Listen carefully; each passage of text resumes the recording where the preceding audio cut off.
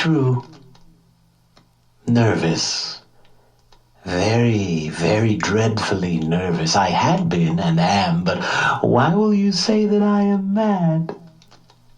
The disease had sharpened my senses, not destroyed, not dulled them.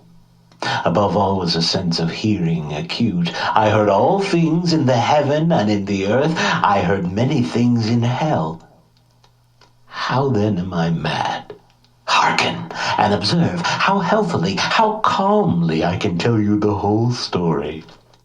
It is impossible to say how first the idea entered my brain, but once conceived, it haunted me day and night.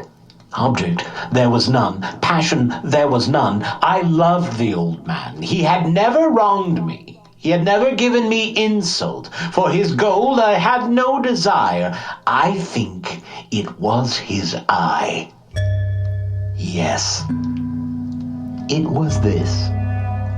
He had the eye of a vulture, a pale blue eye with a film over it.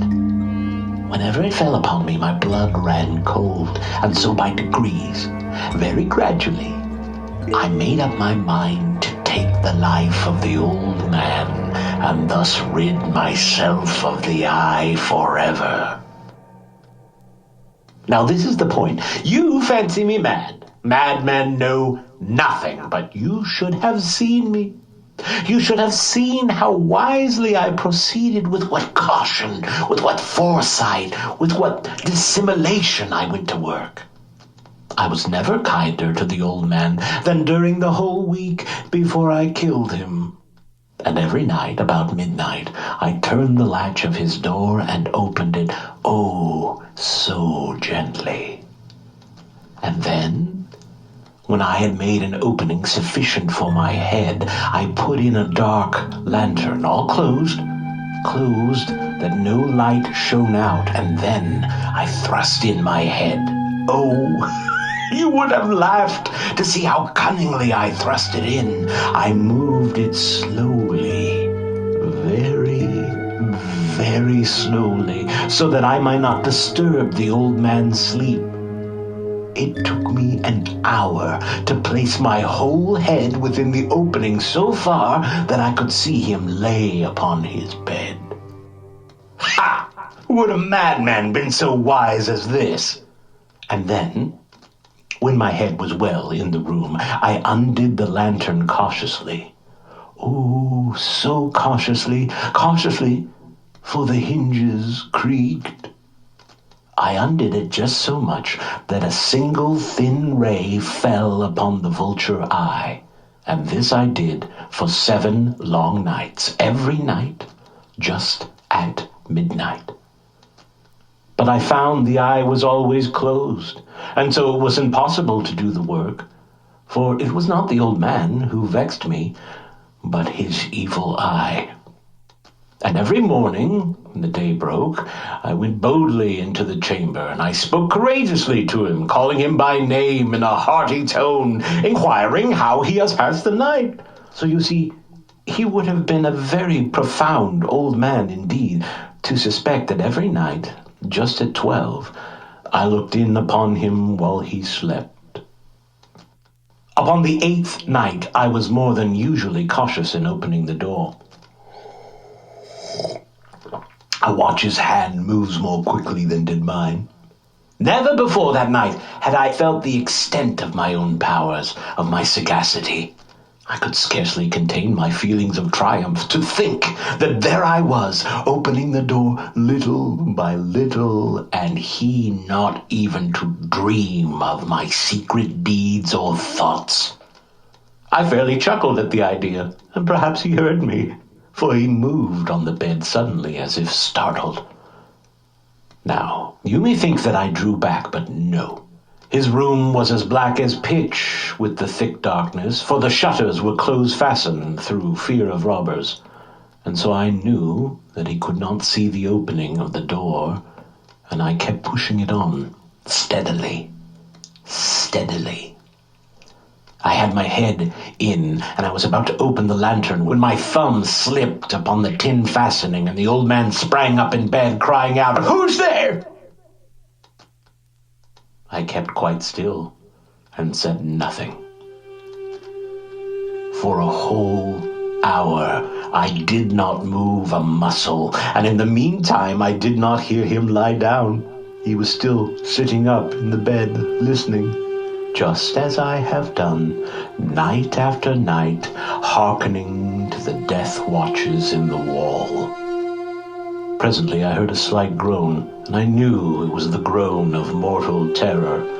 It was not a groan of pain or of grief. Oh, no. It was the low, stifled sound that arises from the bottom of the soul when overcharged with awe. I knew the sound well. Many a night, just at midnight, when all the world slept, it had welled up from my own bosom, deepening with its dreadful echo the terrors that distracted me. I say I knew it well. I knew what the old man felt, and pitied him, although I chuckled at heart. I knew that he had been lying awake ever since that first slight noise when he had turned in the bed. His fears had ever since been growing upon him. He had been trying to fancy them causeless, but could not.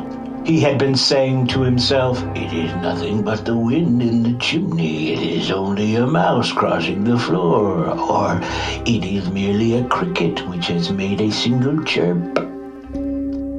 Yes, he had been trying to comfort himself with these suppositions, but he had found all in vain. All in vain, because death, in approaching him, had stalked with his black shadow before him and enveloped the victim. And it was the mournful influence of the unperceived shadow that caused him to feel, although he never saw nor heard, to feel the presence of my head within the room. When I had waited a long time, very patiently, without hearing him lie down, I resolved to open a very little crevice in the lantern. And so I opened it. You cannot imagine how stealthily, until, at length, a simple dim ray, like the thread of a spider, shot out from the crevice and fell full upon the vulture eye. It was open. Wide open, and I grew furious as I gazed upon it. I saw it with perfect distinctness, all a dull blue with a hideous veil over it that chilled the very marrow in my bones, but I could see nothing else of the old man's face or person, for I had directed the ray as if by instinct precisely upon the damned spot. And have I not told you that what you mistake for madness is but over-acuteness of the sense? Now, I say, there came to my ears a low, dull, quick sound, such as a watch makes when enveloped in cotton. I knew that sound well, too. It was the beating of the old man's heart. It increased my fury as the beating of a drum stimulates the soldier into courage. But even yet I refrained and kept still. I scarcely breathed.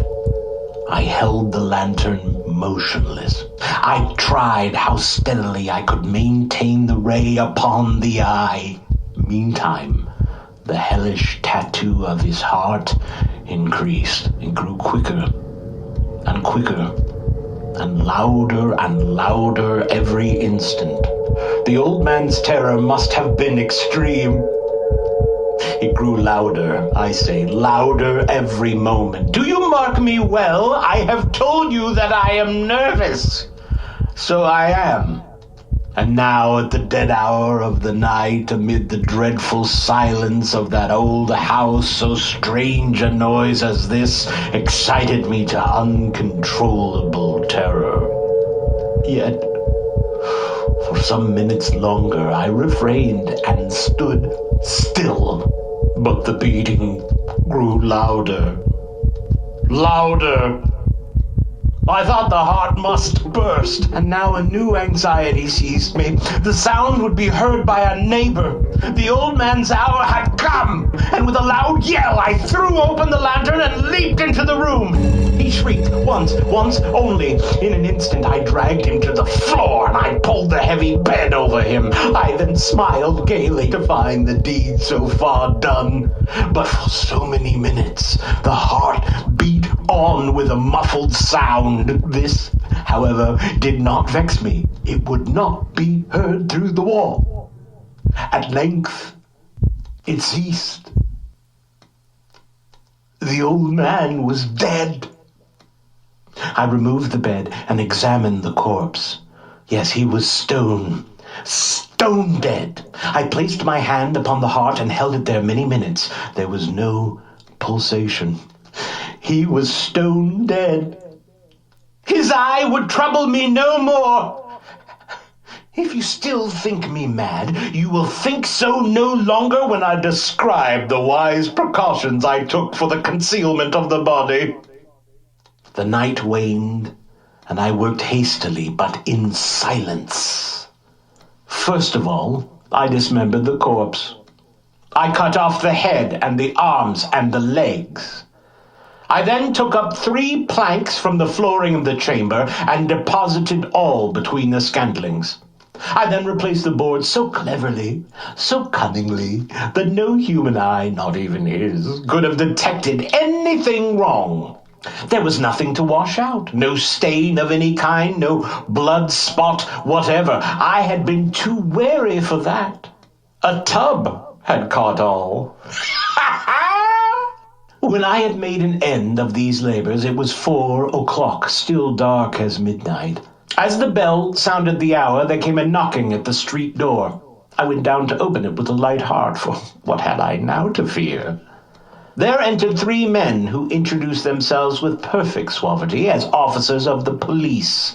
A shriek had been heard by a neighbor during the night. Suspicion of foul play had been aroused. Information had been lodged at the police office, and they, the officers, had been deputed to search the premises. I smiled, for what had I to fear? I bade the gentleman welcome. The shriek, I said, was my own in a dream. The old man, I mentioned, was absent in the country. I took my visitors all over the house. I bade them search well. I led them at length to his chamber. I showed them his treasures secure, undisturbed. In the enthusiasm of my confidence, I brought chairs into the room and desired them here to rest from their fatigues, while I myself, in a wild audacity of my perfect triumph, placed my own seat upon the very spot beneath which reposed the corpse of the victim. The officers were satisfied. My manner had convinced them. I was singularly at ease. They sat, and while I answered cheerily, they chatted of familiar things. But ere long, I felt myself getting pale and wished them gone. My head ached, and I fancied a ringing in my ears, but still they sat and still chatted. The ringing became more distinct. It continued and became more distinct. I talked more freely to get rid of the feeling, but it continued to gain definiteness until at length I found the noise was not within my ears. No doubt I now grew very pale, but I talked more fluently and with a heightened voice. Yet the sound increased, and what could I do? It was a low, dull, quick sound, much such a sound as a watch makes when enveloped in cotton. I gasped for breath, and yet the officers heard it not. I talked more quickly, more vehemently, but the noise steadily increased. I arose and argued about trifles in a high key and with violent gesticulations, but the noise steadily increased. Why would they not be gone? I paced the floor to and fro with heavy strides, as if excited to fury by the observations of the men, but the noise steadily increased. Oh, God! What could I do? I foamed, I raved, I swore! I swung the chair upon which I had been sitting and grated it upon the boards, but the noise rose over all and continually increased. It grew louder, louder, louder, and still the men chatted pleasantly and smiled. Was it possible they heard not? Almighty God, No, they heard, they suspected, they knew, they were making a mockery of my horror. This I thought, and this I think, but anything was better than this agony. Anything was more tolerable than this derision. I could bear these hypocritical smiles no longer. I felt I must scream or die, and now, again, hark, louder, louder, louder, louder! Villains! I shrieked! Dissemble me no more! I admit the deed! Tear up the blanks! Here! Here! It is the beating of his hideous heart!